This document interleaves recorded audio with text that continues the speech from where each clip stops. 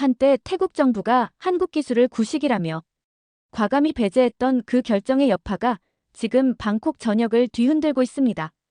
국가 전산망이 무너지고 도시 시스템이 마비되자 태국 당국은 결국 손을 내밀었지만 한국의 반응은 싸늘했는데요. 미국에서 파견된 사이버 보안 전문가는 이 모든 상황을 지켜보며 놀라운 사실을 발견합니다. 태국 총리가 공개적으로 우리가 한국 기술을 거부한 것은 심각한 실수였다고 고백한 것이 시작이었죠. 하지만 이에 대한 한국의 응답은 더 충격적이었습니다.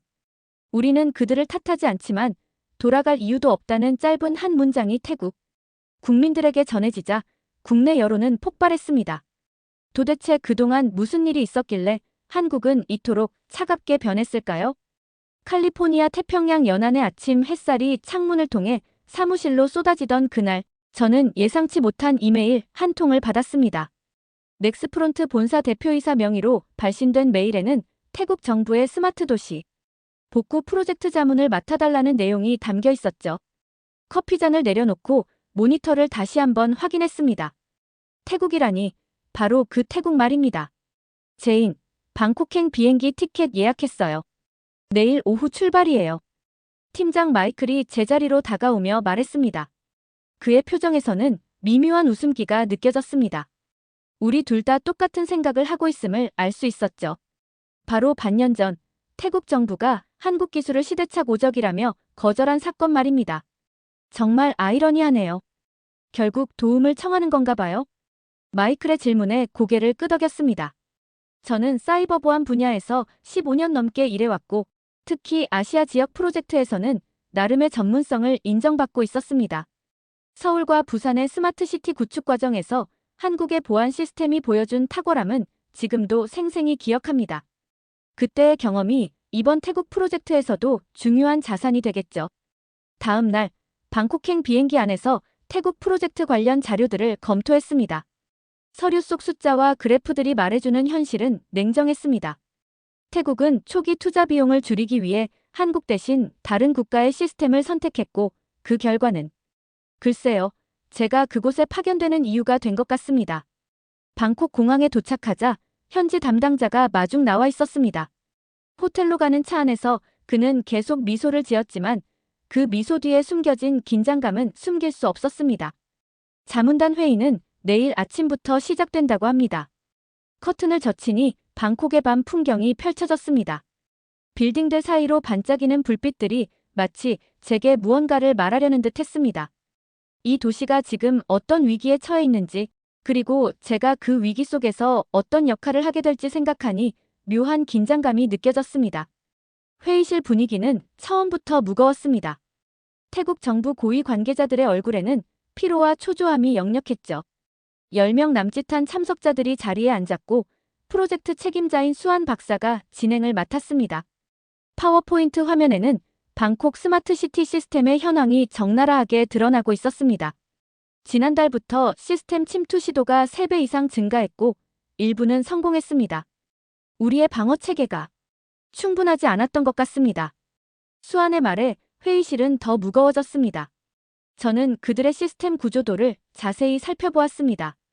표면적으로는 최신식 보안 프로토콜을 갖추고 있었지만 깊이 들여다보면 근본적인 결함이 눈에 띄었죠. 마치 화려한 외관만 갖춘 집과 같았습니다. 회의가 진행될수록 몇몇 관계자들은 눈치를 보며 말을 아꼈습니다. 그때 구석에 앉아있던 나이 지긋한 관료가 조용히 입을 열었습니다. 솔직히 말하면 한국 기술이 그리워졌습니다. 그 말에 회의실 공기가 얼어붙는 느낌이었습니다. 저는 놀라움을 감추지 못했죠. 하지만 반년 전에는 한국은 시대착 오적이라고 하지 않으셨나요? 제 질문에 그는 고개를 떨구며 한숨을 내쉬었습니다. 그땐 우리가 너무 서둘렀습니다. 비용과 속도만 생각했어요. 잠시 침묵이 흘렀습니다. 창밖으로 방콕의 화창한 날씨가 무색하게도 회의실 안은 어두운 현실에 직면해 있었습니다. 저는 서울과 부산에서의 경험을 떠올렸습니다. 한국의 스마트시티 시스템은 겉보기에 화려하지 않았지만 그 내부는 견고했습니다. 시민의 일상과 기술이 완벽하게 조화를 이루는 시스템이었죠. 제인 씨, 당신의 의견은 어떻습니까? 수안이 물었습니다. 저는 천천히 생각을 정리했습니다. 이들에게 필요한 건 단순한 기술적 해결책이 아니라 근본적인 접근 방식의 변화였습니다. 한국 시스템의 핵심은 무결점 연동 구조에 있습니다. 시민이 무엇을 하든 그 움직임에 기술이 먼저 반응했죠. 그게 진짜 시스템이었습니다. 제 말에 회의실의 모든 시선이 집중됐습니다. 그들의 눈빛에서 절박함과 후회가 읽혔습니다. 하지만 이미 내린 결정을 되돌리기엔 너무 많은 것이 걸려 있었습니다. 회의가 끝나고 저는 태국의 스마트시티 통제센터로 안내받았습니다. 유리벽 너머로 보이는 수십 개의 모니터에는 방콕 전역의 데이터가 실시간으로 흐르고 있었죠. 겉으로 보기에는 인상적인 시설이었습니다. 이곳은 하루에 테라바이트급 데이터를 처리합니다. 속도는 아주 빠르죠. 안내하던 기술 책임자 피차이가 자랑스럽게 말했습니다. 하지만 그의 목소리에는 미묘한 불안감이 묻어 있었죠. 저는 시스템 로그와 아키텍처를 자세히 살펴보았습니다. 문제는 곧 분명해졌습니다. 빠른 처리 속도가 중요한 건 맞습니다만 보안과 안정성을 희생시킨 속도는 오히려 위험할 수 있어요. 피차이의 표정이 굳어졌습니다. 그는 주변을 살핀 후 목소리를 낮추어 말했습니다. 사실 한국의 이중 보건 설계가 그리워요. 지금 우리 시스템은 속도만 빠르고 속이 텅 비어 있다고 할까요? 그의 솔직한 고백에 공감했습니다. 기술은 겉모습보다 내실이 중요하니까요. 센터를 둘러보던 중 갑자기 알람이 울렸습니다. 몇몇 기술자들이 모니터 앞으로 달려갔습니다. 또 침입 시도군요. 이번엔 동쪽 구역 전력망 시스템이에요. 그들이 침입자를 차단하기 위해 분주히 움직이는 동안 저는 한국의 시스템을 떠올렸습니다. 서울에서는 이런 상황이 발생했을 때 시스템이 스스로 대응하고 백업 시스템이 즉시 가동되었죠. 인간의 개입이 최소화된 자동 방어 체계였습니다. 호텔로 돌아오는 길, 저는 깊은 생각에 잠겼습니다. 태국의 선택은 단순히 기술적 결정이 아니라 가치관의 문제였습니다. 당장의 이익과 화려함을 위해 내실을 포기한 결과였죠. 창밖으로 스쳐 지나가는 방콕의 밤거리를 바라보며 이 도시가 직면한 위기가 단순히 해킹이나 시스템 실패의 문제가 아님을 깨달았습니다. 제 휴대폰이 울렸습니다. 넥스프론트 본사에서 온 메시지였죠. 태국 방콕에서 대규모 해킹 시도 감지됨. 상황 확인 바람. 메시지를 읽자마자 불길한 예감이 들었습니다. 이건 단순한 시스템 점검이 아니라 실제 위협이었습니다. 방 창문을 통해 도시를 바라보니 몇몇 지역의 불빛이 순간적으로 깜빡이는 것이 보였습니다. 뭔가 큰일이 일어나고 있었습니다. 다음 날 아침, 최악의 상황이 현실이 되었습니다. 방콕 도심의 국가 전력망이 해킹당했고 신호 시스템부터 응급통신, 공공사이트까지 모두 다운됐습니다. 호텔 로비는 혼란스러웠고 거리에는 경찰과 군인들이 배치되어 있었죠. 긴급회의가 소집되었습니다. 회의실에 들어서자 공포와 분노가 뒤섞인 얼굴들이 저를 맞이했습니다. 수아는 창백한 얼굴로 상황을 설명했습니다. 새벽 3시에 첫 침입이 감지됐지만 방어에 실패했습니다. 해커들은 우리 시스템의 취약점을 정확히 알고 있었어요. 백업 시스템은요? 제가 물었습니다. 있긴 합니다만 주 시스템과 동일한 구조라 똑같이 뚫렸습니다. 이 답변이 모든 것을 말해주고 있었습니다. 진정한 백업은 주 시스템과 다른 구조여야 하는데 그들은 같은 실수를 2번 반복한 셈이었죠. 회의실 한쪽에서는 몇몇 기술자들이 작은 목소리로 대화를 나누고 있었습니다. 예전 한국 방화벽은 이중 복원 설계였는데 지금 시스템은 속도만 빠르고 속이 텅 비어 있어요. 그들의 말이 제 귀에 들렸습니다. 저도 동의했습니다. 한국의 시스템은 겉으로 보기에 복잡하고 느려 보일 수 있지만 그 내부는 철저한 방어 체계로 구축되어 있었으니까요. 회의가 진행되는 동안 긴급 뉴스가 들어왔습니다. 태국 총리가 특별 기자회견을 열고 국가 비상사태를 선포했다고 합니다. 몇몇 관료들은 회의실을 급히 빠져나갔습니다. 남은 이들과 함께 저는 임시 대응책을 논의했습니다. 하지만 우리 모두 알고 있었습니다.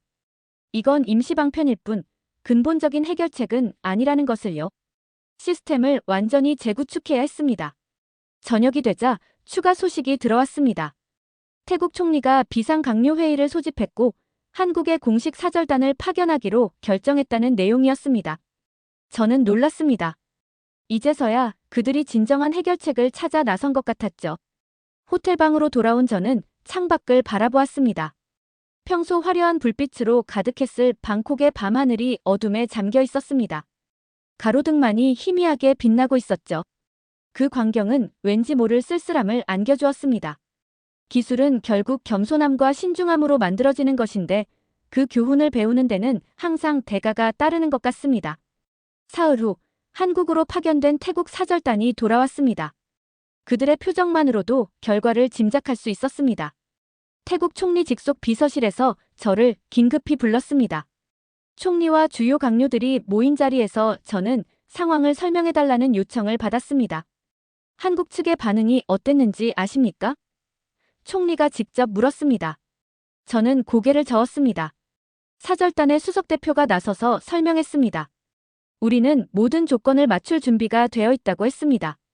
비용 문제도 계약 조건도 다 수용하겠다고 했지만 그는 말을 잇지 못했습니다.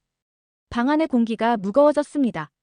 이윽고 그가 한국 기업의 답변을 읽어내려갔습니다.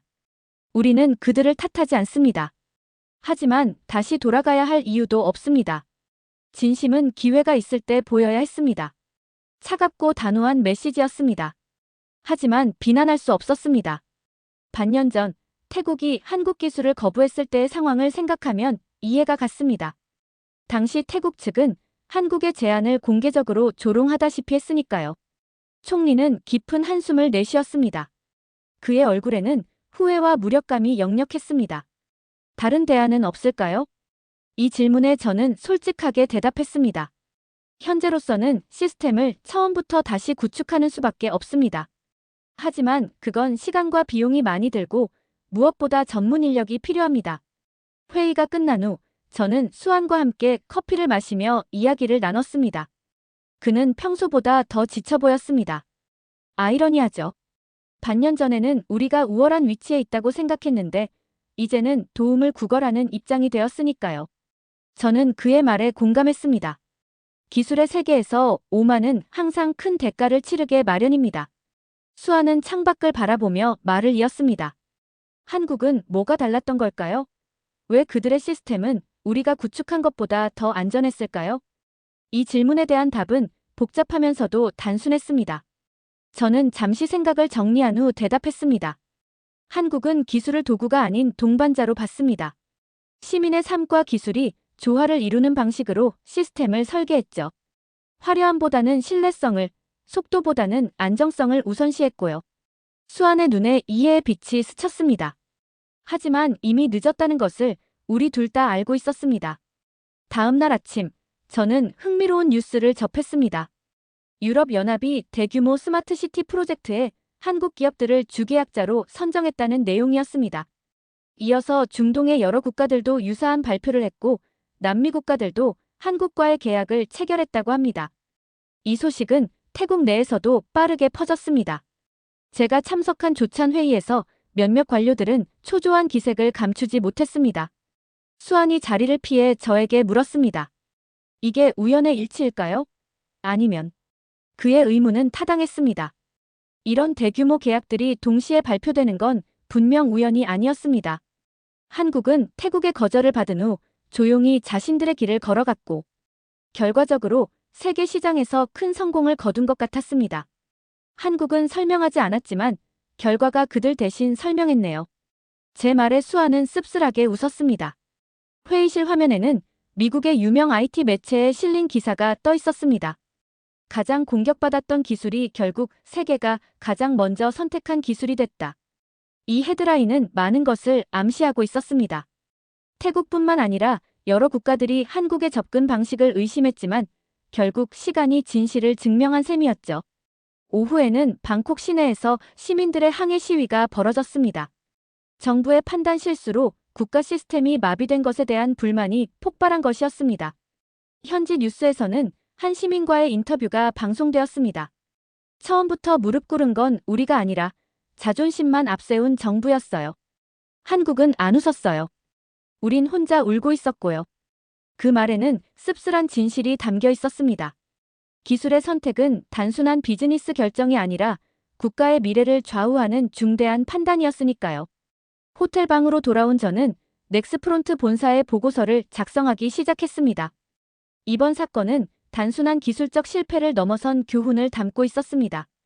제가 보고서에 정리한 내용은 다음과 같습니다. 기술은 겸손함으로 접근해야 한다. 화려함과 속도만을 추구하면 결국 그 시스템은 무너진다. 한국의 접근 방식은 외면적으로는 단순해 보였지만 그 내면에는 깊은 철학이 담겨 있었다. 시민을 위한 기술, 사람을 우선시하는 설계, 그것이 진정한 스마트시티의 본질이다. 제 임무가 끝나갈 무렵 태국 정부는 새로운 스마트시티 재건 계획을 발표했습니다. 이번에는 화려한 발표회 대신 조용하고 실용적인 접근을 택했습니다. 수안이 저를 찾아와 조언을 구했습니다. 우리가 다시 시작한다면 무엇을 가장 중요하게 생각해야 할까요? 저는 잠시 생각한 후 대답했습니다. 시스템의 화려함이 아니라 시민들의 필요에 먼저 귀 기울이세요. 기술은 그 다음입니다. 그는 고개를 끄덕이며 메모했습니다. 비록 늦었지만 그들이 교훈을 얻은 것 같아 다행이었습니다. 방콕 시내를 걷다가 우연히 한 카페에서 열린 시민 토론회에 참석하게 되었습니다. 그곳에서 저는 지역 주민들의 솔직한 의견을 들을 수 있었습니다. 우리에게 필요한 건 화려한 기술이 아니라 신뢰할 수 있는 시스템입니다. 한국의 스마트시티처럼요. 한 여성의 말에 많은 이들이 동의했습니다. 그들은 이미 한국의 접근 방식이 옳았다는 것을 알고 있었습니다. 그저 그들의 정부가 너무 늦게 깨달았을 뿐이었죠. 카페를 나오면서 휴대폰에 알림이 왔습니다. 미국 본사에서 저를 다음 프로젝트에 배정했다는 내용이었습니다. 장소는 다름 아닌 서울이었습니다. 이 우연의 일치에 저는 미소를 지었습니다. 호텔로 돌아가는 길에 수안으로부터 전화가 왔습니다. 그는 흥분된 목소리로 말했습니다. 제인, 좋은 소식이 있어요. 한국의 몇몇 중소기업들이 우리의 재건 프로젝트에 참여하기로 했습니다. 대기업들은요? 아직. 그들은 응답하지 않았습니다. 그의 목소리에서 실망감이 느껴졌지만 작은 희망의 불씨가 켜진 것 같았습니다. 한국의 중소기업들이 태국에 손을 내민 것은 기술적 연대의 시작일지도 모릅니다. 마지막 날, 저는 최종 보고서를 완성했습니다. 그 결론 부분에 이렇게 적었습니다. 한국은 설명하지 않고 말도 하지 않았다. 다만 기술은 돌아오지 않았다. 태국의 사례는 기술 선택이 단순한 비용과 속도의 문제가 아니라 가치관과 철학의 문제임을 보여준다. 진정한 스마트시티는 시민과 기술의 조화에서 시작된다. 수안이 공항까지 저를 배웅했습니다. 작별 인사를 나누며 그가 말했습니다. 당신이 가르쳐준 교훈을 잊지 않겠습니다. 다음에 방콕에 오실 때는 달라진 모습을 보여드릴게요. 저는 미소로 답했습니다. 비행기 창문을 통해 내려다본 방콕은 여전히 아름다웠습니다. 하지만 그 화려함 속에 숨겨진 취약함을 알게 된 지금, 저는 다른 시선으로 이 도시를 바라보고 있었습니다. 미국으로 돌아온 후, 저는 태국 사례를 바탕으로 한 보고서를 여러 국제 컨퍼런스에서 발표했습니다. 그 내용은 많은 국가들의 관심을 끌었고, 기술 선택의 철학이라는 주제로 심층 논의가 이어졌습니다. 한 달 후, 흥미로운 소식이 들려왔습니다. 태국이 스마트시티 재건 프로젝트에 새로운 접근법을 도입했다는 내용이었습니다. 이번에는 시민 참여단을 구성하여 기술 도입 전 단계부터 그들의 의견을 반영한다고 합니다. 한국의 방식을 참고한 것이 분명했습니다. 더 놀라운 사실은 한국의 대기업들도 조용히 태국 프로젝트의 기술 자문을 제공하기 시작했다는 점이었습니다. 공식적인 계약은 아니었지만 전문가 교류 형태로 협력이 시작된 것 같았습니다. 한국은 태국의 요청을 완전히 외면하지는 않았던 것이었죠. 서울에서의 새 프로젝트를 시작하며 저는 한국의 접근 방식을 더 깊이 이해하게 되었습니다. 이곳의 엔지니어들은 화려한 시험보다 시스템의 안정성과 신뢰성에 더 큰 자부심을 가지고 있었습니다. 그들이 개발한 시스템은 겉으로는 평범해 보였지만 그 내부는 정교하고 탄탄했습니다. 한국의 프로젝트 책임자 김지훈이 말했습니다. 우리는 기술이 사람을 위해 존재한다고 믿습니다. 화려함보다는 신뢰성을, 속도보다는 안전을 우선시하죠. 이 철학은 제가 태국에서 본 것과 완전히 대조적이었습니다. 지훈은 계속해서 설명했습니다. 태국의 사례는 안타깝습니다만 그들도 이제 올바른 방향으로 나아가고 있는 것 같아요. 기술은 겸손해야 합니다. 몇 달 후, 저는 국제사이버보안 컨퍼런스에 참석하기 위해 싱가포르를 방문했습니다. 그곳에서 우연히 수안을 만났습니다. 그는 예전보다 훨씬 여유로워 보였습니다. 방콕은 천천히 변화하고 있어요. 화려함을 좇기보다는 내실을 다지는 방향으로요. 한국의 교훈을 잊지 않고 있습니다. 저는 그의 말에 기뻤습니다. 비록 쓰라린 경험이었지만 그것이 더 나은 미래를 위한 자양분이 된 것 같았습니다. 컨퍼런스 마지막 날, 저는 스마트시티의 미래 기술과 인간의 조화라는 주제로 발표를 했습니다. 그 자리에서 저는 이렇게 말했습니다. 돌아선 기술은 쉽게 웃지 않습니다. 하지만 진정한 가치를 인정하고 겸손하게 다가간다면 기술은 다시 우리의 편이 될 것입니다. 발표가 끝난 후 여러 국가의 대표들이 질문을 쏟아냈습니다. 그들 모두 태국의 사례에서 교훈을 얻고 싶어 했습니다. 저는 최대한 객관적으로 상황을 설명하려 노력했습니다. 기술의 선택은 단순한 비즈니스 결정이 아니라 가치관의 문제이며 그 선택이 국가의 미래를 좌우할 수 있다는 점을 강조했습니다. 비행기를 타고 미국으로 돌아오는 길, 창밖으로 태평양의 넓은 바다를 바라보며 이번 경험을 되돌아보았습니다. 기술은 결국 인간이 만들어내는 것이고 인간의 가치관이 반영됩니다. 한국의 시스템이 성공한 이유는 화려함보다 신뢰성을, 속도보다 안전을 우선시했기 때문이었습니다. 넥스프론트 본사로 복귀한 후 저는 이 사례를 바탕으로 한 연구 논문을 작성했습니다. 신뢰의 기술 한국과 태국의 스마트시티 비교 연구라는 제목의 이 논문은 많은 관심을 받았고 여러 국제 학술지에 게재되었습니다. 한 달 후 태국에서 반가운 소식이 들려왔습니다. 그들이 새로운 스마트시티 복구 계획을 발표했는데 이번에는 시민 중심의 접근 방식을 채택했다고 합니다. 비록 한국의 대기업들은 공식적으로 참여하지 않았지만 몇몇 중소기업들이 기술 자문을 제공하기로 했다는 소식이었습니다. 수안에게서 이메일이 왔습니다. 우리는 천천히 다시 시작하고 있습니다. 이번에는 올바른 방향으로요. 제인 씨의 조언에 감사드립니다. 그의 메시지에서 진정한 변화의 희망을 느낄 수 있었습니다. 기술은 용서하지 않을지 모르지만 인간은 실수로부터 배울 수 있으니까요. 1년 후 저는 다시 방콕을 방문할 기회가 있었습니다. 도시는 예전과 달라져 있었습니다. 화려함을 추구하기보다는 안정성과 신뢰성에 중점을 둔 시스템으로 천천히 변화하고 있었습니다. 수안은 자랑스럽게 새로운 관제센터를 보여주었습니다. 이번에는 속도보다 안전을, 화려함보다 신뢰성을 선택했습니다. 시민들도 점차 변화를 체감하고 있어요. 비록 태국과 한국의 관계는 여전히 완전히 회복되지 않았지만 작은 협력이 시작되고 있었습니다. 한국의 기술 철학은 이제 태국의 새로운 시스템에도 스며들고 있었습니다. 마지막 날, 저는 방콕의 한 대학에서 강연을 했습니다. 그 자리에서 저는 이렇게 말했습니다. 기술은 결국 인간의 가치관을 반영합니다. 진정한 스마트시티는 화려한 외관이 아니라 시민의 삶과 조화를 이루는 시스템에서 시작됩니다. 청중 속에서 많은 젊은 엔지니어들이 진지하게 고개를 끄덕였습니다. 그들의 눈빛에서 희망의 불씨를 볼 수 있었습니다.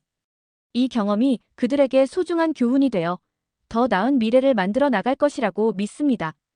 비행기를 타고 떠나는 순간 창밖으로 방콕의 밤하늘을 바라보았습니다. 도시의 불빛들이 예전보다 더 안정적으로 빛나는 것 같았습니다. 제 마음속에 한 문장이 떠올랐습니다. 돌아선 기술은 쉽게 웃지 않는다. 하지만 진정한 변화가 있다면 언젠가는 다시 미소 지을 것이다.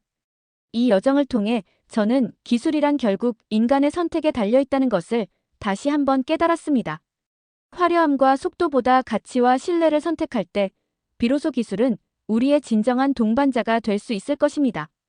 지금까지의 사연 어떻게 들으셨나요? 재밌게 들으셨다면 댓글로 남겨주세요. 추첨을 통해 커피 쿠폰들 보내드립니다. 다음에 더 재밌는 사연으로 돌아올게요. 감사합니다. 점점 태국에서 한국의 흔적들이 사라지면서 태국은 심각한 상황들이 벌어지고 있는데요. 이에 태국 총리는 상황을 막아보고자 공식적인 자리를 통해 한국에게 이야기하지만 이 이야기를 들은 태국 국민들은 오히려 충격에 휩싸이게 되는데요. 태국 총리가 한 이야기가 무엇이길래 이리 난리가 났을까요? 지금 바로 들어보시죠. 그 전에 구독과 좋아요 한 번씩만 부탁드릴게요. 방콕의 무더운 오후, 태국 국립대학교 연구실 창문으로 들어오는 햇살이 책상 위 논문들을 비추고 있었죠. 저는 손가락으로 노트북 키보드를 두드리며 다가오는 아세안 교육포럼 발표 자료를 준비하고 있었습니다. 동남아시아의 문해율 향상 방안이라는 주제가 제겐 그저 또 하나의 학술적 관심사였을 뿐인데 지금 생각해보면 그때부터 제 인생이 바뀌기 시작했던 것 같네요. 저는 코르넬리아 셀러입니다. 태국 국립대학교에서 문화 지속성과 커뮤니케이션을 가르치고 있습니다. 학자로서 저는 늘 분석적이고 이성적인 접근을 선호했어요. 감정보다는 데이터를, 직관보다는 증거를 중시했죠. 특히 태국에 온 지 3년째, 저는 이 나라의 문화와 언어에 깊이 매료되어 있었습니다. 코르넬리아, 잠시 시간 있어? 연구실 문을 두드리는 소리에 고개를 들었습니다. 동료 수파차이였죠. 그의 표정이 심각해 보였습니다. 북부 지역 문해율 조사 결과가 나왔어. 상황이 생각보다 심각해. 특히 소수민족 지역은 더욱 그래. 수파차이가 태블릿을 건네며 말했습니다. 저는 자료를 훑어보며 눈썹을 치켜 올렸습니다. 이것은 단순한 교육 시스템의 문제가 아니라 문자 자체의 접근성 문제일 수도 있겠네요. 그래서 말인데 우리 정부가 얼마 전까지 시행했던 한글 교육 프로젝트에 대해 들어본 적 있어? 수파차이가 조심스럽게 물었습니다. 저는 고개를 저었습니다. 한글이요? 한국의 문자 시스템 말인가요? 맞아. 3년 전까지 북부 지역에서 실험적으로 진행했던 프로젝트야. 한글의 과학적 원리를 태국어 교육에 접목한 거지. 결과가 놀라웠어. 문해율이 단기간에 30%나 상승했거든. 저는 흥미롭다는 듯 자료를 자세히 살펴보았습니다. 그런데 왜 중단됐죠? 수파차이의 표정이 더욱 어두워졌습니다. 정치적 이유야. 새 정부가 들어서면서 자국 문화 보존이라는 명목으로 모든 외국 문자 관련 프로젝트를 중단시켰어. 그 이후로 문해율이 다시 하락하기 시작했지. 그날 밤, 저는 평소와 달리 한글에 대한 자료를 찾아보며 밤을 새웠습니다. 세종대왕이라는 왕이 백성들을 위해 만든 문자, 그 과학적 원리와 철학적 배경에 점점 빠져들었죠. 이것은 단순한 문자가 아니라 교육혁명의 도구였구나. 저도 모르게 중얼거렸습니다. 다음 날 아침, 저는 서둘러 수파차이의 연구실로 향했습니다.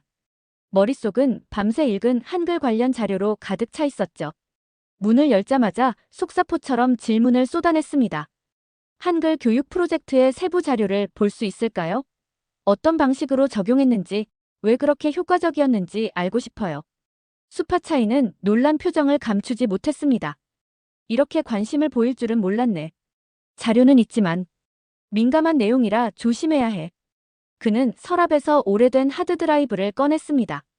이건 프로젝트의 모든 데이터야. 공식적으로는 폐기된 자료지만 연구 목적으로 남겨뒀어. 저는 연구실로 돌아와 즉시 자료를 살펴보기 시작했습니다. 화면에 펼쳐진 내용은 상상 이상이었어요. 치앙라이 지역의 소수민족 마을에서 한글의 원리를 활용한 문자 교육이 이루어졌고 불과 3개월 만에 노인들까지 읽고 쓸 수 있게 되었다는 놀라운 결과였습니다. 이건 단순한 교육 방법론의 차이가 아니야. 한글의 과학적 원리, 즉 소리의 발성 원리에 따라 체계적으로 설계된 문자 시스템이 학습자들에게 직관적인 이해를 제공했다는 점이 명확했죠. 그 주 금요일, 저는 방콕 외곽의 한 카페에서 프로젝트를 직접 이끌었던 김 교수를 만났습니다. 한국에서 온 그는 이제 태국에서 조용히 은퇴 생활을 하고 있었어요. 한글이 태국 북부 지역에서 그렇게 효과적이었던 이유가 뭘까요? 저는 첫 만남부터 본론으로 들어갔습니다.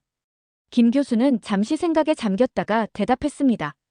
한글은 단순한 문자가 아닙니다. 그것은 생각하는 법을 가르치는 시스템이에요. 세종대왕은 백성들이 단순히 글자를 읽는 것이 아니라 소리와 의미의 관계를 이해하고 스스로 지식을 창출할 수 있기를 바랐죠. 그의 말은 계속되었습니다. 태국 북부 주민들에게 한글의 원리를 가르쳤을 때 우리는 그들이 태국어를 더 잘 배우게 하려는 것이 아니었습니다. 그들이 언어적 사고방식을 갖추게 하려는 것이었죠. 그것이 놀랍도록 효과적이었습니다. 다음 날, 저는 치앙라이로 향하는 비행기에 몸을 실었어요. 직접 그 마을들을 방문하고 싶었거든요.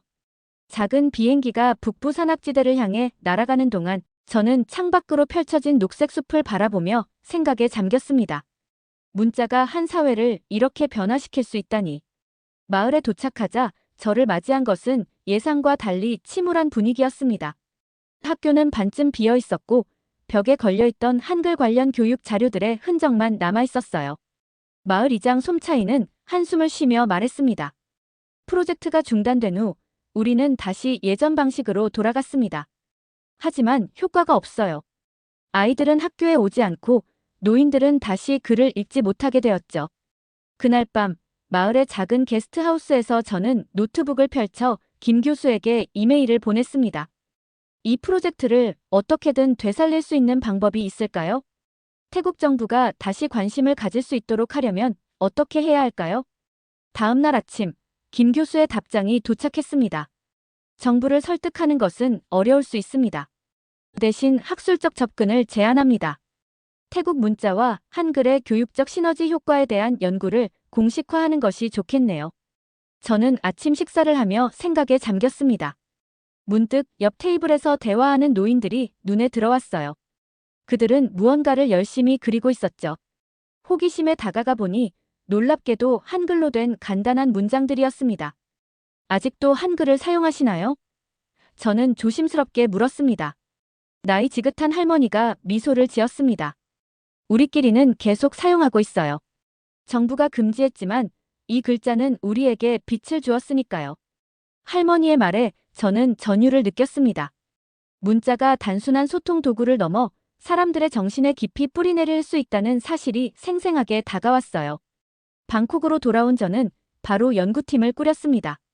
수파차이와 함께 몇몇 언어학과 교수들을 초대해 동남아시아 언어교육혁신 프로젝트라는 이름으로 공식 연구를 시작했어요. 한글의 원리를 직접 언급하지 않고 과학적 문자 교육 방법론이라는 틀로 접근했습니다. 정치적 민감성을 피하면서도 핵심 원리는 유지해야 해요. 저는 첫 회의에서 강조했습니다.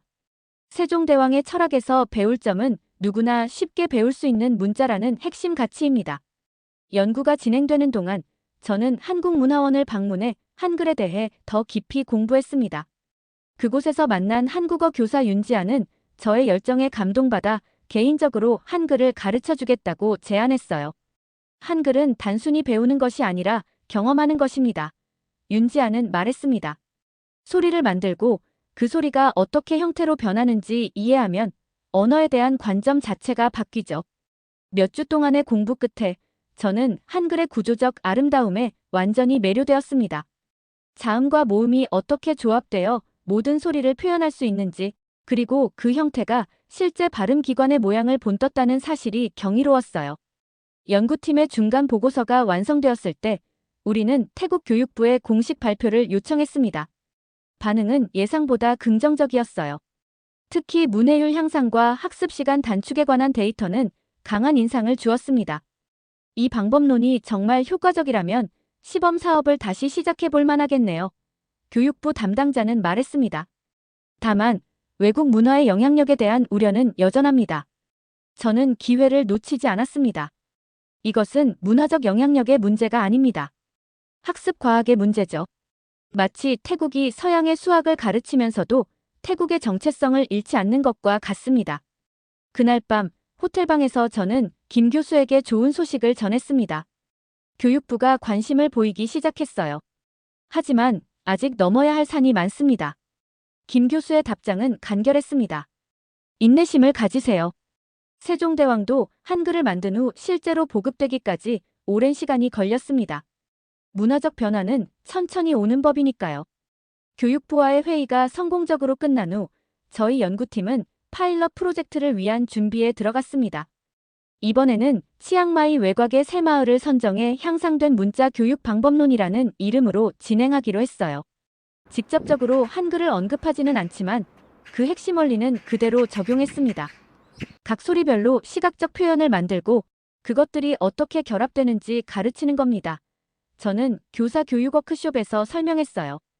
중요한 건 문자가 단순히 외워야 할 기호가 아니라 소리의 원리를 담은 논리적 시스템이라는 점을 이해시키는 거죠. 프로젝트 시작 한 달 후 첫 번째 결과가 나왔습니다. 아이들의 학습 속도가 기존 방식보다 2배 이상 빨랐어요.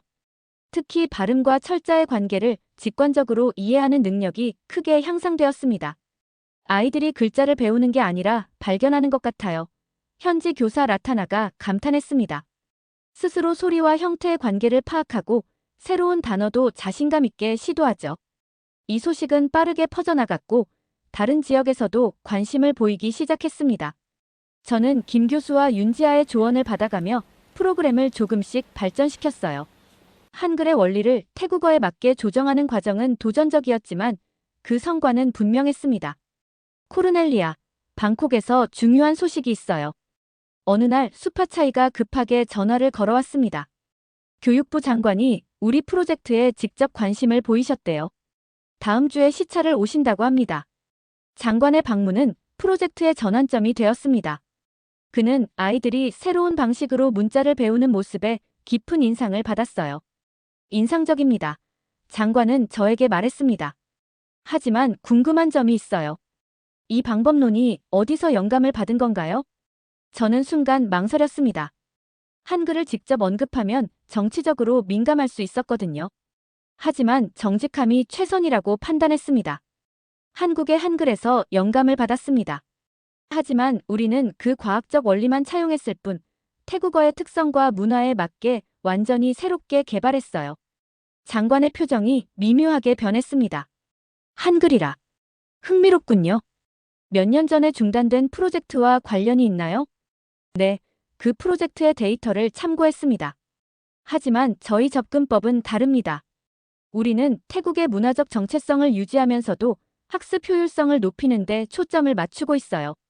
장관은 잠시 생각에 잠겼다가 말했습니다. 결과가 중요하죠. 좀 더 지켜보겠습니다. 그날 저녁, 저는 호텔방에서 김 교수에게 이메일을 보냈습니다. 장관이 직접 방문했어요. 한글에 대해 솔직히 말했습니다. 위험한 선택이었을까요? 김 교수의 답장은 안심시켜 주었습니다. 정직한 선택이 옳았습니다. 한글은 결국 인류의 지식 유산이니까요. 중요한 것은 그 원리를 어떻게 지역 상황에 맞게 적용하느냐입니다. 다음 날 예상치 못한 소식이 들려왔습니다. 태국 총리가 곧 있을 아세안 정상회의에서 교육혁신을 주제로 연설할 예정인데 우리 프로젝트를 언급할 가능성이 있다는 것이었어요. 이건 기회가 될 수도 있고 위기가 될 수도 있어. 수파차이가 걱정스럽게 말했습니다. 정치적으로 어떻게 해석될지 모르니까요. 저는 깊은 숨을 들이마셨습니다. 우리가 할 수 있는 건 정직하게 연구 결과를 보여주는 것뿐이에요. 정치는 정치인들에게 맡겨둡시다. 아세안 정상회의가 열리기 하루 전, 저는 방콕으로 돌아와 긴장된 마음으로 뉴스를 지켜보고 있었습니다. 교육부에서는 저희 연구팀에게 총리 연설에 포함될 자료를 요청했고, 우리는 최대한 객관적인 데이터만 제공했어요. 한글의 직접적인 언급은 피하고 과학적 문자 교육 방법론이라는 표현을 사용했습니다. 코르넬리아, 이거 봤어? 아침 일찍 수파차이가 호텔로 전화를 걸어왔습니다. 내일 연설에 대한 루머가 돌고 있어. 총리가 한국의 도움을 직접적으로 요청할 거라는 얘기야. 저는 놀라서 자리에서 벌떡 일어났습니다. 그게 무슨 말이에요? 우리는 그런 정치적 내용은 전혀 언급하지 않았는데요. 정확히 알 수는 없지만 총리가 교육 분야를 넘어 경제, 기술 협력까지 언급할 거라는 소문이 있어. 한글 교육을 시작으로 양국 관계를 강화하겠다는 취지로요. 저는 머리가 복잡해졌습니다. 저희 연구는 순수하게 교육적 목적이었는데 갑자기 국제 정치의 도구가 될 위기에 처한 것이었어요. 더 큰 문제는 태국 사회 내부에서 이에 대한 반발이 일어날 수 있다는 점이었습니다. 그날 오후 불안한 마음으로 태국 문화보존협회 사무실을 방문했습니다. 그들은 이미 우리 프로젝트에 대해 비판적인 성명을 준비하고 있었어요. 우리는 외국 문화의 침투에 반대합니다. 협회장 타노는 단호하게 말했습니다. 태국의 문자와 언어는 우리 정체성의 핵심입니다. 한글 방식을 도입하는 것은 우리 문화를 훼손하는 일이죠. 저는 차분하게 설명했습니다. 저희는 태국어를 한글로 대체하자는 것이 아닙니다. 다만 교육 방법론에서 과학적 원리를 차용하는 것 뿐이에요. 마치 서양의 과학 원리를 배우면서도 태국의 정체성을 잃지 않는 것처럼요. 하지만 그들을 설득하기는 쉽지 않았습니다. 문화적 보존과 교육적 혁신 사이의 균형을 맞추는 것은 생각보다 복잡한 문제였어요. 저녁에는 김 교수와 긴급 화상 회의를 가졌습니다. 그의 조언은 명확했어요. 정치적 논쟁에 휘말리지 마세요. 우리의 목표는 교육 방법을 개선하는 것이지 국가 간 관계를 조정하는 것이 아닙니다. 한글의 원리를 알리되 그것이 문화 제국주의로 비춰지지 않도록 조심하세요. 다음 날 아침 정상회의가 시작되었습니다. 저는 연구팀과 함께 텔레비전 앞에 앉아 초조하게 총리의 연설을 기다렸어요. 마침내 태국 총리가 연단에 올랐습니다. 우리 태국은 오랜 문화적 자부심을 가진 나라입니다. 총리는 시작했습니다. 하지만 동시에 발전과 혁신을 두려워하지 않는 나라이기도 합니다. 오늘 저는 중요한 발표를 하고자 합니다. 방 안의 공기가 무거워졌습니다. 저는 숨을 죽이고 다음 말을 기다렸어요. 최근 우리 북부 지역에서 진행된 교육혁신 프로젝트가 놀라운 성과를 거두었습니다. 이 프로젝트의 핵심은 한국의 한글에서 영감을 받은 교육 방법론입니다. 총리의 말에 저는 긴장했습니다. 하지만 다음 말이 더 충격적이었어요. 태국은 이제 공식적으로 한국 정부의 교육적 협력을 요청합니다. 우리는 한글의 과학적 원리를 태국 교육 시스템에 전면 도입하고자 합니다. 나아가 경제, 기술 분야에서도 양국의 협력을 강화할 것입니다. 수파차이가 놀라서 외쳤습니다. 이건 우리가 제안한 것보다 훨씬 더 급진적인 내용이야. 뉴스 채널들은 즉시 특별방송으로 전환했고 소셜미디어는 폭발적인 반응으로 가득 찼습니다. 태국 국민들 사이에서는 혼란과 충격 그리고 분노의 목소리가 높아졌어요. 총리의 연설 이후 태국 전역에서는 격렬한 논쟁이 일어났습니다. 소셜미디어에서는 해시태그 태국 정체성 지키기와 해시태그 한글 교육 찬성 해시태그가 동시에 트렌드가 되었고 신문과 방송에서는 연일 토론이 이어졌어요. 저는 갑작스러운 관심의 중심에 서게 되었습니다. 코르넬리아 교수님, 총리의 발언에 대해 어떻게 생각하십니까? 태국 공영방송 기자가 호텔 로비에서 저를 기다리고 있었습니다. 저는 침착하게 대답했습니다. 저희 연구는 교육 방법론에 관한 것이었습니다. 정치적 결정은 정부의 몫이고 저는 그 과정에 관여하지 않았어요. 하지만 상황은 이미 통제를 벗어나고 있었습니다. 교육부에서는 긴급 회의가 소집되었고 문화보존단체들은 방콕 시내에서 항해 집회를 열었어요. 대학가에서는 한글 교육에 대한 찬반 토론이 격렬하게 벌어졌습니다. 그날 오후 교육부 장관실로 급히 호출되었습니다. 장관은 심각한 표정으로 저를 맞이했어요. 쉘러 교수님, 상황이 복잡해졌습니다. 총리의 발언은 사전에 충분한 검토 없이 이루어진 것 같아요. 지금 국내 여론이 양분되어 있습니다. 저는 조심스럽게 물었습니다. 저희 프로젝트는 어떻게 되나요? 일단 모든 활동을 잠정 중단해 주셨으면 합니다. 정부 내에서도 의견이 갈리고 있어요. 문화부에서는 강하게 반대하고 있고 경제부에서는 한국과의 협력 강화를 지지하고 있습니다. 호텔로 돌아오는 길에 저는 김 교수에게 전화를 걸었습니다. 상황이 정치화되었어요. 프로젝트가 중단될 위기에 처했습니다. 김 교수는 한숨을 쉬었습니다. 예상했던 일입니다. 문자는 단순한 도구가 아니라 문화적 상징이니까요. 하지만 지금 필요한 건 정치적 접근이 아니라 교육적 접근입니다. 다음 날 아침, 놀라운 소식이 들려왔습니다. 치앙마이 지역의 학부모들이 자발적으로 모여 한글 교육 방법론의 지속을 요구하는 서명운동을 시작했다는 것이었어요. 아이들이 처음으로 글자 배우는 것을 즐거워하고 있어요. 학부모 대표 순한다가 라디오 인터뷰에서 말했습니다. 이것은 정치 문제가 아니라 우리 아이들의 미래에 관한 문제입니다. 저는 용기를 내어 공개 기자회견을 열기로 결정했습니다. 수파차이와 연구팀 전체가 지지해 주었어요. 이 방법론은 태국 문화를 대체하는 것이 아니라 보완하는 것입니다. 저는 많은 기자들 앞에서 말했습니다. 우리는 한글의 과학적 원리만 차용했을 뿐, 이것은 여전히 태국어를 더 효과적으로 가르치기 위한 것입니다. 마치 현대 의학이 서양에서 왔지만 태국인의 건강을 위해 사용되는 것처럼요. 제 발언은 생각보다 긍정적인 반응을 얻었습니다. 특히 교육 전문가들 사이에서는 지지의 목소리가 높아졌어요. 대학의 언어학과 교수들이 공동 성명을 발표하며 이 방법론의 교육적 가치를 옹호했습니다. 그러나 여전히 문화 보존주의자들의 반발은 강했습니다. 방콕 시내에서는 연일 시위가 계속되었고 일부 지역에서는 한국문화원이 위협을 받기도 했어요.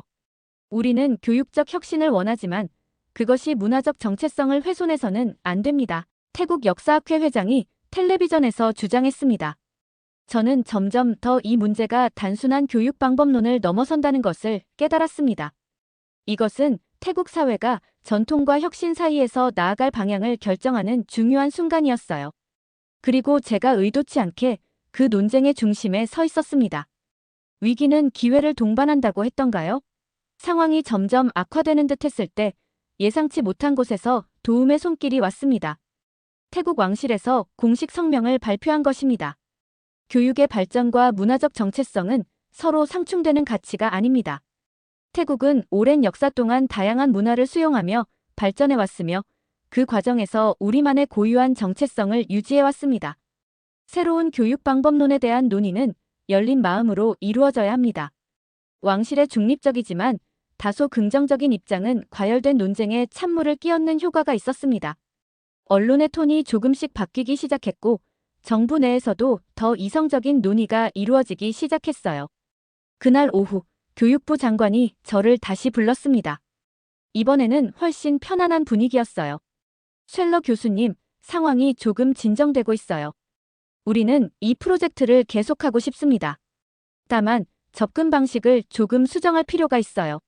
장관의 제안은 합리적이었습니다. 한글이라는 용어를 직접 사용하는 대신 음성학적 문자교육법이라는 이름으로 프로그램을 진행하고 태국 전통 문화와의 연계성을 강화하는 내용을 추가하는 것이었죠. 이것은 타협이 아니라 현명한 적용입니다. 저는 긍정적으로 반응했습니다. 사실 세종대왕도 한글을 만들 때 중국 문자의 영향을 받았지만 한국의 언어와 문화에 맞게 완전히 새롭게 재창조했으니까요. 다음 날 총리는 후속 성명을 발표했습니다. 이번에는 훨씬 더 신중했어요. 우리는 교육적 혁신을 추구하되 태국의 문화적 정체성을 최우선으로 보존할 것입니다. 한국의 교육 방법론에서 배울 점이 있다면 겸허히 배우겠지만 그것은 우리 방식으로 재해석될 것입니다. 상황이 안정되기 시작하자 저는 다시 치앙마이로 돌아가 프로젝트를 재개했습니다. 이번에는 현지 문화 전문가들과 협력하여 태국 전통 발음법과 새로운 교육 방법론을 융합하는 데 중점을 두었어요. 우리는 소리의 원리를 가르치되 그것을 태국의 전통적인 운율과 연결시킵니다. 저는 교사 교육 워크숍에서 설명했습니다. 이것은 단순한 문자 교육이 아니라 태국어의 아름다움을 더 깊이 이해하는 과정이에요. 새로운 접근법은 놀라운 성과를 거두었습니다. 학생들은 여전히 빠르게 문자를 습득했지만 이제 그들은 태국 전통시와 노래를 통해 배움의 즐거움을 경험하고 있었어요. 학부모들의 만족도도 높아졌고 점차 다른 지역에서도 이 방법을 도입하고 싶다는 요청이 늘어났습니다. 한 달 후 한국에서 교육 전문가 대표단이 공식 방문했습니다. 그들은 태국의 새로운 접근법에 깊은 인상을 받았어요. 세종대왕의 정신은 한글 자체가 아니라 모든 사람이 쉽게 배울 수 있는 문자를 만들겠다는 철학에 있습니다. 한국 대표단 단장은 말했습니다. 태국이 그 철학을 자신들의 방식으로 재해석한 것은 오히려 세종대왕의 뜻에 더 부합하는 일이지요. 양국 간의 교육 협력은 조용히 하지만 견고하게 발전해 나갔습니다. 정치적 논쟁은 수그러들었고 대신 실질적인 교육 성과가 주목받기 시작했어요. 그해 말 유네스코에서는 태국의 새로운 문자 교육 방법론을 문화적 교류와 혁신의 모범 사례로 선정했습니다. 이것은 태국 정부에게 큰 자부심을 주었고 프로젝트에 대한 국내 지지도 더욱 강화되었어요. 저는 김 교수에게 기쁜 소식을 전했습니다. 우리는 정치적 갈등을 교육적 협력으로 전환시켰어요. 이것이 바로 문화 교류의 진정한 의미가 아닐까요? 김 교수는 미소를 지으며 답했습니다. 코르넬리아, 당신은 중요한 일을 해냈습니다. 문자는 단순한 기호가 아니라 사람들을 연결하는 다리입니다. 태국과 한국이 그 다리를 함께 건너기 시작한 것이죠. 1년이 지난 지금 저는 방콕의 새로운 언어교육혁신센터 개소식에 참석하고 있습니다. 이 센터는 태국 정부와 한국 정부의 공동 지원으로 설립되었어요. 시작은 논쟁과 갈등이었지만 결과적으로는 양국 간 교육 협력의 상징이 된 것입니다. 코르넬리아 교수님, 이 모든 것이 당신의 연구에서 시작되었습니다. 교육부 장관이 개소식에서 저를 소개하며 말했어요. 처음에는 저희도 의구심이 많았습니다. 하지만 이제는 자랑스럽게 말할 수 있어요. 우리는 문화적 정체성을 지키면서도 교육적 혁신을 이룰 수 있다는 것을 증명했습니다. 센터 내부를 둘러보며 저는 감격에 젖었습니다. 태국어의 소리체계를 시각화한 다양한 교구들, 전통 태국 문학과 현대적 교육 방법론을 융합한 커리큘럼, 그리고 한글의 과학적 원리를 설명하는 전시물까지. 이곳은 단순한 교육센터가 아니라 문화 교류의 살아있는 증거였어요. 정말 놀라운 변화예요. 수파 차이가 속삭였습니다. 1년 전만 해도 이런 결과를 예상할 수 있었을까요? 저는 미소를 지었습니다. 가끔은 갈등이 더 깊은 이해로 이어지기도 하는 것 같아요. 태국 사회가 이 논쟁을 통해 자신들의 문화적 정체성과 교육의 중요성에 대해 더 깊이 생각하게 된 것 같습니다. 개소식 이후 태국 총리는 특별 인터뷰에서 흥미로운 발언을 했습니다. 작년 아세안 정상회의에서의 제 발언은 의도적이었습니다. 우리 사회에 필요한 논쟁을 촉발시키기 위한 것이었죠. 문화적 자존심과 교육적 혁신 사이에서 우리가 어떤 선택을 할 것인지 고민하는 과정이 필요했습니다. 이 발언은 다시 한번 태국 사회에 충격을 주었습니다. 국민들은 총리가 의도적으로 사회적 논쟁을 일으켰다는 사실에 놀랐지만 결과적으로 교육 시스템의 혁신이라는 성과를 얻었다는 점에서 대체로 긍정적인 반응이었어요. 센터의 공식 개소 이후 저는 태국의 여러 지역을 방문하며 새로운 교육 방법론의 확산을 지원했습니다. 북부 산악 지역에서 남부 해안 지역까지 많은 학교가 이 방법을 도입하기 시작했어요. 특히 소수민족 지역에서의 성과가 두드러졌습니다. 우리 아이들이 자신의 언어로 생각하고 표현하는 법을 배우고 있어요. 메콩강 인근의 한 마을 이장이 말했습니다. 이전에는 태국어를 배우는 것이 고통스러웠지만 이제는 자신감을 가지고 있어요. 한글의 원리를 응용한 태국어 교육은 점차 동남아시아의 다른 국가들에도 알려지기 시작했습니다. 베트남, 캄보디아, 라오스에서도 관심을 보이며 태국의 경험을 배우고자 했어요. 이것은 아시아 교육의 새로운 장을 여는 일이 될 수 있습니다. 김 교수는 말했습니다. 각국의 언어와 문화적 특성을 존중하면서도 효과적인 교육 방법론을 공유하는 거죠. 프로젝트의 성공은 제 인생에도 큰 변화를 가져왔습니다. 저는 태국에 정착하기로 결정했고 언어교육혁신센터의 연구 책임자로 임명되었어요. 한국과 태국 사이의 교육적, 문화적 가교 역할을 맡게 된 것입니다. 오늘 제 연구실에서 창밖을 바라보며 지난 여정을 돌아봅니다. 처음에는 단순한 학술적 호기심으로 시작했던 일이 이제는 수많은 아이들의 삶을 변화시키고 두 나라 사이의 새로운 관계를 만들어내고 있습니다. 한글은 단순한 문자가 아닙니다. 그것은 모든 사람이 지식에 접근할 수 있어야 한다는 민주적 철학의 구현이자 과학적 원리와 문화적 가치가 조화를 이룬 인류의 위대한 유산입니다. 태국은 그 유산을 자신만의 방식으로 재해석하며 새로운 교육의 길을 열어가고 있어요. 태국 총리가 1년 전 아세안 정상회의에서 한 발언은 결국 옳았습니다. 비록 처음에는 혼란과 논쟁을 일으켰지만 그것은 더 큰 이해와 협력으로 이어졌어요. 때로는 사회가 더 나은 방향으로 변화하기 위해 필요한 진통일 수도 있습니다.